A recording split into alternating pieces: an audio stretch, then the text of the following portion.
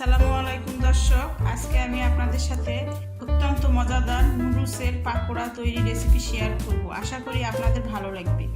রেসিপিটা ভালো লাগলে আমার চ্যানেল কাইন্ডলি সাবস্ক্রাইব করে আমার পাশে থাকবেন। আমি 2 প্যাকেট মিস্টার নুডলস নিয়েছি। আর চুলায় একটা প্যান বসিয়ে আমি আগেই পানি দিয়ে চুলা গরম করে রেখেছি। ভিডিও বড় হবে দেখে আমি চাই সব কিছু ডিটেলস দেখাইনি, যে পানি দেওয়া আবার লুকুসের প্যাকেটে মিস্টার লুকুস দিয়ে দিলাম। 2 প্যাকেটে দিচ্ছি। আমি এখন ঢাকনা দিয়ে ঢেকে লুকুসটা সিদ্ধ করে নেব। আমি এখন ঢাকনা খুলে এই যে দেখাচ্ছি, এই তো আমার লুকুস সিদ্ধ হয়ে আসছে দর্শক। এই যে আমি এখন একটা স্টিনারে লুকুসটা পানিটা ঝরে ঠান্ডা পানি দিয়ে ধুয়ে নেব, তাহলে আপনার লুকুসটা হয়ে যাবে, ঝরঝরে হবে। দর্শক, আমি লুকুসটা পানি দিয়ে ধোয়ার পর পানি ঝরে বলে আমি নিয়ে নিয়েছি। এখন আমি দিব পেঁয়াজ কুচি হাফ বাটি, তারপরে মরিচ লবণটা আপনারা স্বাদ মতো দিবেন। আমি 2টা কাঁচা মরিচ কুচি করে নিয়েছি। অল্প মরিচের গুঁড়া নিয়েছি, হাফ চামচের চেয়ে কম লবণ যেহেতু আমি প্যাকেট মশলা দিব, প্যাকেট মশলা লবণ দেওয়া থাকে, আপনারা আপনাদের মরিচটা আর লবণটা স্বাদ মতো দিবেন। ধনা গুঁড়া অল্প নিয়েছি, জিরা গুঁড়া হাফ চামচ।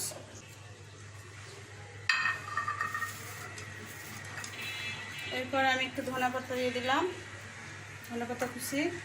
এখন একটা আমি ডিম দিয়ে দিচ্ছি, ডিম ফেটে রেখেছি।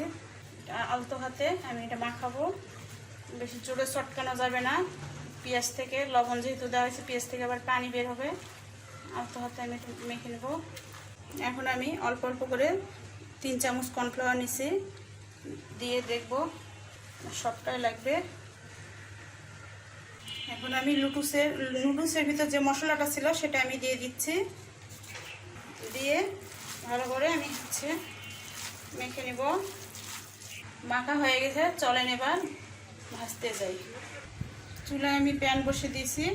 এখন আমি চুলা অন করে মিডিয়াম হিটে দিয়ে দিলাম। আমি এখন তেল দিয়ে দিচ্ছি প্যানে। এটা আমি ডুবো তেলে ভাজবো না, পাকোড়াটা যেন মাঝামাঝি থাকে সে আন্দাজ তেল দিয়ে দিচ্ছি। এখন আমি তেলের উপর তেল আমার গরম হয়ে আসছে, এভাবে চেপে চেপে এভাবে আমি পাকোড়াটা দিয়ে দিব। এই বেসে আমার 4টা পাকোড়া ভাজতেছি, পরের বেসে বাকিটা দিব। এখন আমি